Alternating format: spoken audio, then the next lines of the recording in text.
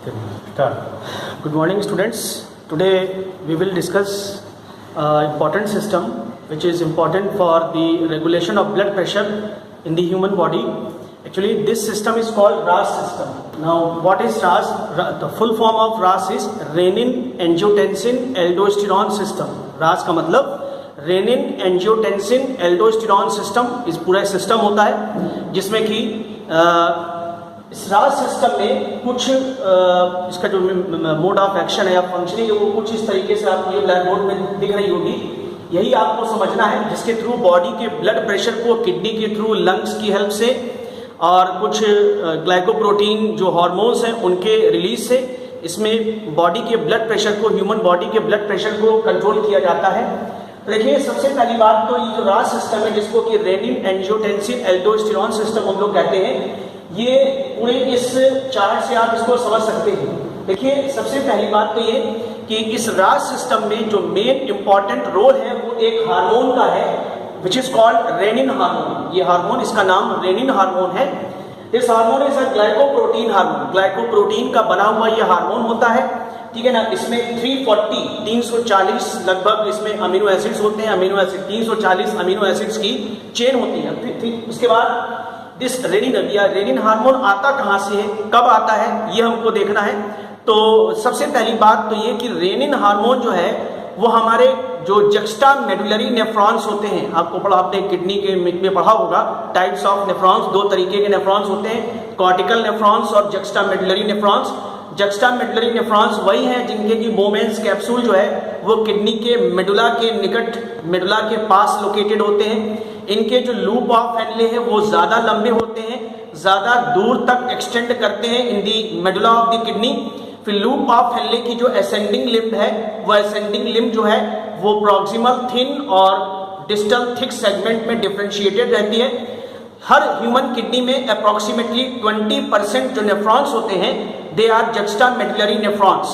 तो juxtamedullary nephrons में आपने ये देखा होगा कि जो ये नेफ्रॉन्स होते हैं जक्स्टा मेडुलरी नेफ्रॉन्स, इनकी जो डीसीटी है, डिस्टल कन्वोल्यूटेड ट्यूब्यूल, ये डीसीटी बोमेंस कैप्सूल के ऊपर की तरफ आकर के जो एफरेंट और इफरेंट आर्टीरियोल है उसके क्लोज एसोसिएशन में, ये जो डीसीटी है उसके क्लोज एसोसिएशन में आ जाती है। तो जब डीसीटी और एफरेंट और इफरेंट आर्टीरियोल आपस में एक दूसरे से फ्यूज कर जाएंगे, डीसीटी एफरेंट आर्टीरियोल और इफरेंट आर्टीरियोल जो ग्लोमेरुलस से बाहर निकलता है, इफरेंट आर्टीरियोल जब आपस में एक दूसरे से फ्यूज हो जाएंगे तो डीसीटी और इन आर्टीरियोल्स के जो सेल्स हैं वो सेल्स भी आपस में फ्यूज होंगे। इनके थ्रू वहां पर एक अपरेटस बनता है जिसको हम लोग जक्स्टा ग्लोमेरुलर अपरेटस कहते हैं। अब देखिए इसमें जक्स्टा ग्लोमेरुलर अपरेटस में डीसीटी, डिस्टल कन्वोल्यूटेड ट्यूब्यूल्स के भी वॉल के सेल्स रहते हैं और एफरेंट और इफरेंट आर्टीरियोल की वॉल के भी सेल्स रहते हैं। तो एफरेंट और इफरेंट आर्टीरियोल के वॉल्स के जो सेल्स होंगे इस अपरेटस में, जो एफरेंट और इफरेंट आर्टीरियोल है उसकी वॉल के जो सेल्स होंगे उन सेल्स को हम लोग जक्स्टा ग्लोमेरुलर सेल्स कहते हैं। और डीसीटी की वॉल के जो सेल्स होंगे, बड़े बड़े राउंडेड सेल्स होंगे, उनको मैक्यूला डेंसा कहते हैं। तो मैक्यूला डेंसा और जक्स्टा ग्लोमेरुलर सेल्स दोनों मिलकर के ये ग्लोमेरुलर अपरेटस बनाते हैं। अब होता क्या है कि जब बॉडी में ब्लड प्रेशर जो है वो फॉल हो जाता है, ब्लड प्रेशर कम हो जाता है, नॉर्मल लेवल से ब्लड प्रेशर लो हो जाता है, एक्स्ट्रा सेलुलर जो फ्लूइड है, एक्स्ट्रा सेलुलर फ्लूइड का जो अमाउंट है, जो लेवल है वो डिक्रीज होता है। सिंपैथेटिक एक्टिविटी मतलब ब्लड प्रेशर, हार्ट रेट और रेस्पिरेटरी रेट जब बढ़ जाती है, यानी कि जो हमारा सिंपैथेटिक ऑटोनॉमिक नर्वस सिस्टम है जब वो स्टिमुलेट होता है तो उस कंडीशन में भी, और जक्स्टा ग्लोमेरुलर अपरेटस में सोडियम और क्लोराइड आयंस के लेवल के लो जाने पर भी, यानी ये कुछ कंडीशंस हैं। पहली कंडीशन ये है कि blood pressure, blood volume low हुआ, एक्स्ट्रा सेलुलर फ्लूइड जो है मतलब जितने भी बॉडी फ्लूइड्स हैं उनका वॉल्यूम कम हो जाए, सिंपैथेटिक एक्टिविटी बॉडी में जो है वो स्टिमुलेट हो जाए, और जक्स्टा ग्लोमेरुलर अपरेटस जो अभी मैंने बताया उसमें सोडियम और क्लोराइड आयंस का लेवल डाउन हो जाए, तो उस वक्त इस जक्स्टा ग्लोमेरुलर अपरेटस के, याद रखिएगा जक्स्टा ग्लोमेरुलर अपरेटस के ये जो जक्स्टा ग्लोमेरुलर सेल्स हैं, जो आर्टीरियोल्स के सेल्स हैं, उनके थ्रू एक ग्लाइकोप्रोटीन हार्मोन का रिलीज होता है जो कि 340 अमीनो एसिड्स का बना होता है। This hormone is called renin hormone. इस हार्मोन को हम लोग रेनिन हार्मोन कहते हैं। ये हार्मोन ब्लड में रिलीज होता है। अब ब्लड में एक प्लाज्मा प्रोटीन, ग्लोब्यूलिन प्रोटीन जो है वो फ्लो करती रहती है, जिसको कि एंजियोटेंसिनोजन कहा जाता है। This blood protein, globulin protein is called angiotensinogen. तो जब जस्टाग्लोमेरुलर सेल्स के थ्रू उन कंडीशंस में जिस वक्त एक्स्ट्रासेलुलर फ्लूइड का लेवल डाउन हो गया, सोडियम और क्लोराइड आयंस का लेवल डाउन हुआ जस्टाग्लोमेरुलर अपरेटस में, बॉडी फ्लूइड्स का लेवल डाउन हुआ, उनका वॉल्यूम कम हुआ, तो उस वक्त जस्टाग्लोमेरुलर सेल्स से ये रेनिन हार्मोन रिलीज होगा। Now this hormone converts this inactive plasma protein, globulin protein, angiotensinogen into its active form, which is called angiotensin 1। तो ये एंजियोटेंसिनोजन जो है वो रेनिन एंजाइम के थ्रू कन्वर्ट हो जाती है एक डेकापेप्टाइड। डेकापेप्टाइड का मतलब ये एक स्मॉल अमीनो एसिड की चेन होगी जिसमें 10 अमीनो एसिड्स होंगे, इसलिए इसका नाम डेकापेप्टाइड रखा गया। तो रेनिन के प्रेजेंस में ये प्लाज्मा प्रोटीन, ग्लोबुलिन प्रोटीन जो है angiotensinogen, it gets convert into angiotensin 1। ये जो एंजियोटेंसिन 1 है ये फिजियोलॉजिकली इनएक्टिव होता है, मतलब बॉडी में इसका कोई खास रोल नहीं होता। अब उसके बाद आइए, अब क्या होता है कि लंग्स से, इसी दौरान लंग्स से एक एंजाइम रिलीज होता है। याद कर लीजिएगा, ये जो एंजाइम है जिसको हम लोग एस एंजाइम कहते हैं, एंजाइम का नाम फुल फॉर्म हुआ angiotensin converting enzyme. This enzyme ACE is abbreviated, it is an abbreviation of, ये एब्रिविएशन है, इसका जो फुल फॉर्म है वो है angiotensin converting enzyme. So this enzyme comes from the lungs, ये लंग्स के सेल्स के थ्रू रिलीज होता है। जब ब्लड जो है लंग्स के थ्रू हो करके फ्लो करता है तो उसी दौरान ये ACE enzyme, angiotensin converting enzyme जो है वो लंग्स के सेल्स के थ्रू सिक्रीट होता है, और फिर उसके बाद ये जो एंजाइम है वो इस डेकापेप्टाइड यानी एंजियोटेंसिन 1 को कन्वर्ट कर देता है into its another active form, more active form, which is called angiotensin 2। ये एक ऑक्टापेप्टाइड है, इसमें 8 अमीनो एसिड की चेन होगी, जबकि जो एंजियोटेंसिन 1 है ये डेकापेप्टाइड है, इसमें 10 अमीनो एसिड्स की चेन होती है। तो angiotensin 1 in the presence of this ACE enzyme which comes from the cells of the lungs gets convert into angiotensin 2। अभी मैंने आपको बताया कि ये ऑक्टापेप्टाइड है और ये फिजियोलॉजिकली बहुत एक्टिव फॉर्म होता है। इस एंजियोटेंसिनोजन जो इनएक्टिव फॉर्म है प्लाज्मा प्रोटीन की, उसका ये एंजियोटेंसिन 2 बहुत ज्यादा ये एक्टिव फॉर्म होता है। ये हम इसके बॉडी में बहुत ही ब्लड प्रेशर राइज करने में, ब्लड प्रेशर को रेगुलेट करने में बहुत ही इंपॉर्टेंट रोल होता है इस एंजियोटेंसिन 2 का। अब जब एंजियोटेंसिन 2 रिलीज हो जाता है, जब ये एंजियोटेंसिन 1 एंजियोटेंसिन 2 में कन्वर्ट हो जाता है, तो ये क्या फिजियोलॉजिकल एक्शन बॉडी पर शो करता है वो कुछ यहाँ पे लिखें। सबसे पहला बात तो ये कि ये जो एंजियोटेंसिन 2 है इट कॉजेज वेजो कंस्ट्रिक्शन, ये ब्लड वेसल्स को कंस्ट्रिक्ट करवाता है, और जब ब्लड वेसल्स का कंस्ट्रिक्शन होगा तो पेरिफेरल वेस्कुलर रेजिस्टेंस जिसको पीवीआर बोलते हैं वो राइज हो जाएगा। इसकी वजह से इफेक्ट क्या होगा कि ब्लड प्रेशर में इंक्रीज होता है, ब्लड प्रेशर बढ़ता है। तो एंजियोटेंसिन 2 का पहला जो इफेक्ट है वो है ब्लड वेसल्स पर, ये ब्लड वेसल्स का वेजो कंस्ट्रिक्शन करवाता है, पेरिफेरल वेस्कुलर रेजिस्टेंस यानी पीवीआर को बढ़ाता है, जिसकी वजह से ब्लड प्रेशर जो है वो राइज होता है। फिर उसके बाद इसका दूसरा इफेक्ट है कि it stimulates the secretion of noradrenaline, ये एड्रिनल मेडुला को स्टिमुलेट करता है ताकि वहां से नॉरएड्रेनालिन जो हार्मोन है वो सिक्रीट हो। और नॉरएड्रेनालिन हार्मोन आपको पता है कि ये सिंपैथेटोमाइमेटिक होता है, मतलब ये सिंपैथेटिक ऑटोनॉमिक नर्वस सिस्टम के साथ काम करता है और उसी का ही एक एक्सटेंशन है। नॉरएड्रेनालिन और एड्रेनालिन को सिक्रीट करने वाला जो ये एड्रिनल मेडुला का पार्ट है, एड्रिनल ग्लैंड का, तो ये हमारे बॉडी में जितने भी ये सिंपैथेटिक ऑटोनॉमिक एक्टिविटीज हैं उन सबको ये बढ़ा देगा। Means blood pressure, heart rate, respiratory rate, digestive process को स्लो करेगा, सलाइवा के सिक्रीशन को स्लो करेगा।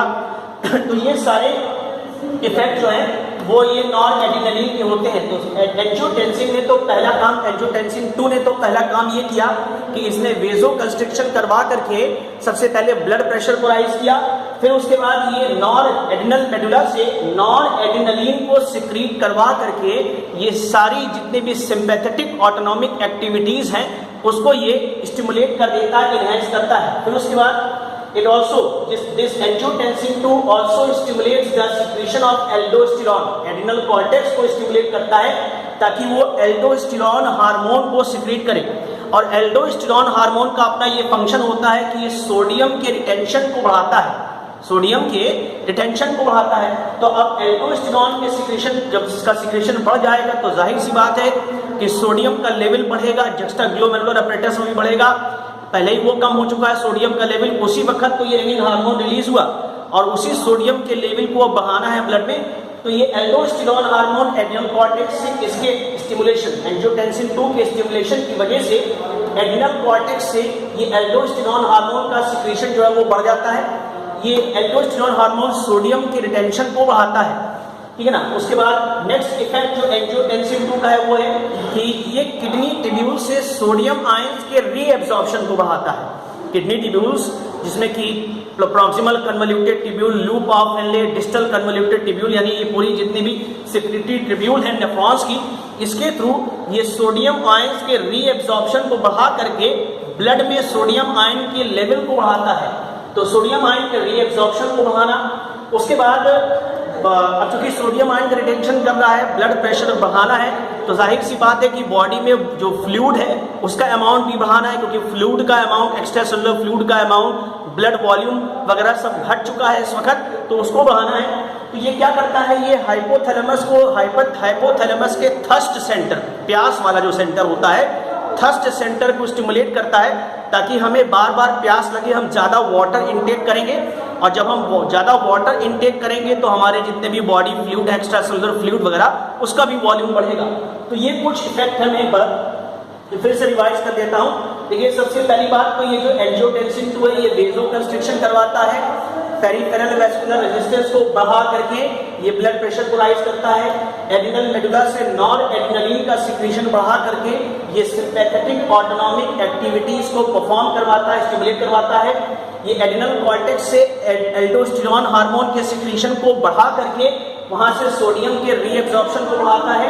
उसके बाद किडनी ट्यूब्यूल से सोडियम के रीएब्जॉर्प्शन को बढ़ाता है और वाटर के अपटेक को बढ़ाता है by stimulating the thirst centre of the hypothalamus. तो ये सारे जो इफेक्ट है एंजियोटेंसिन 2 के, ये हमें ये बताते हैं कि this angiotensin 2 which is the most active form of this blood protein which is called angiotensin, angiotensinogen, इसकी सबसे एक्टिव फॉर्म होती है फिजियोलॉजिकली हमारे बॉडी के लिए ये एंजियोटेंसिन 2, और इसका ये सारा ओवरऑल इफेक्ट, इसलिए ये इफेक्ट हमें बताता है कि ये सारे इन सारे इफेक्ट्स की वजह से बॉडी का जो ब्लड प्रेशर है, वो ब्लड प्रेशर जो है वो राइज करे, ठीक है। उसके बाद देखिए क्या होता है, ये एंजियोटेंसिन 2 जो है वो डिग्रेड हो जाता है। ये ऑक्टापेप्टाइड था, तो एक अमीनो एसिड निकल जाता है, तो ये एक हेप्टापेप्टाइड में चेंज हो जाता है। तो जब ऑक्टापेप्टाइड डिग्रेड हो जाएगा हेप्टापेप्टाइड में, इसका नाम भी तब चेंज हो जाता है, इसको हम लोग बोलते हैं एंजियोटेंसिन 3। ये एंजियोटेंसिन 2 था, ये है एंजियोटेंसिन 3। फिर एंजियोटेंसिन 3 भी कन्वर्ट हो जाता है एंजियोटेंसिन 4 में। एंजियोटेंसिन 3 और 4 एंजियोटेंसिन 2 के कंपैरेटिवली कम एक्टिव होते हैं, लेकिन फिर भी बॉडी पर इनका कुछ इफेक्ट होता है। ये एंजियोटेंसिन 3 और 4 का बॉडी पर इफेक्ट, दो ही इफेक्ट ज्यादा होता है। सबसे पहला इफेक्ट तो है कि एंजियोटेंसिन 3 और 4 जो है वो एल्डोस्टेरॉन के सिक्रीशन को बढ़ाते हैं एड्रिनल कॉर्टेक्स को स्टिमुलेट करके, ताकि सोडियम का रीएब्जॉर्प्शन, सोडियम का रिटेंशन बढ़े, और ये वेसोप्रेसर एक्टिविटी भी शो करते हैं, यानी ब्लड प्रेशर को, ब्लड वेसल्स को थोड़ा सा कंस्ट्रिक्ट भी करते हैं, सॉरी, ठीक है ना। तो एंजियोटेंसिन 3 और एंजियोटेंसिन जो 4 है, इसका दो ही फंक्शन है, secretion of aldosterone, increased secretion of aldosterone and vasopressor activity, blood vessels के वेसोकंस्ट्रिक्शन को स्टिमुलेट करना, इनहेंस करना, इन दोनों का यही काम है। तो ये पूरा जो रास सिस्टम है, इस पूरे रास सिस्टम के थ्रू बॉडी के ब्लड प्रेशर को बढ़ाने की कवायद हो रही है। मतलब कि blood pressure, blood volume, extra cellular fluid का जो वॉल्यूम है वो जब अब कभी कम हो जाए तो उस वक्त ब्लड प्रेशर को बढ़ाया जाता है इस पूरे रेनिन एंजियोटेंसिन एल्डोस्टेरॉन सिस्टम से। याद रखिएगा, इसमें रेनिन हार्मोन का इंपॉर्टेंट रोल होता है। उसके बाद ये जो एंजियोटेंसिन कन्वर्टिंग एंजाइम है, इसका इंपॉर्टेंट रोल होता है। रेनिन एंजाइम जो है वो ग्लोमेरुलर, जुक्स्टाग्लोमेरुलर अपरेटस जो होता है उसके जुक्स्टाग्लोमेरुलर सेल्स के थ्रू सिक्रीट होता है, और उसके सिक्रीशन की कुछ वजह होती है जिसको कि मैंने आपको बताया। सबसे पहली बात तो आर्टीरियल ब्लड प्रेशर का कम हो जाना, blood volume, extra cellular fluid का वॉल्यूम कम हो जाना, ठीक है ना, सिंपैथेटिक एक्टिविटी स्टिमुलेट हो जाए उस वक्त ये सिक्रीट होता है। और फिर उसके बाद मैकुला डेंसा जो मैंने आपको बताया था, डीसीटी की जो सेल्स होती हैं जस्टाग्लोमेरुलर अपरेटस में, उनकी सेल्स में, मैकुला डेंसा की सेल्स में जो है सोडियम और क्लोराइड आयंस का लेवल डाउन हो जाए, इन सब वजहों से, इन सब कारणों से ये रेनिन जो हार्मोन है वो रिलीज होता है from the juxtaglomerular cells of the juxtaglomerular apparatus. फिर उसके बाद एस एंजाइम जो है एंजियोटेंसिन कन्वर्टिंग एंजाइम, जो एस एंजाइम है which converts angiotensin 1 into angiotensin 2 जो कि इसकी मोस्ट एक्टिव फॉर्म है। एस एंजाइम जो है वो सीक्रेट होता है फ्रॉम दी ह्यूमन लंग्स, ये लंग्स से सीक्रेट होता है। और इस वक्त जब ब्लड लंग्स के थ्रू फ्लो हो रहा होता है उसी वक्त ये एस एंजाइम ब्लड में मिलता है और अपने इस एंजियोटेंसिन 1 को एंजियोटेंसिन 2 में कन्वर्ट करता है। फिर एंजियोटेंसिन 2 का हमारी बॉडी में ये सारा इफेक्ट होता है। सो दिस इज द रास system which is called renin angiotensin aldosterone system. Thank you. आप तब तक ये ब्लैक बोर्ड देख लीजिए।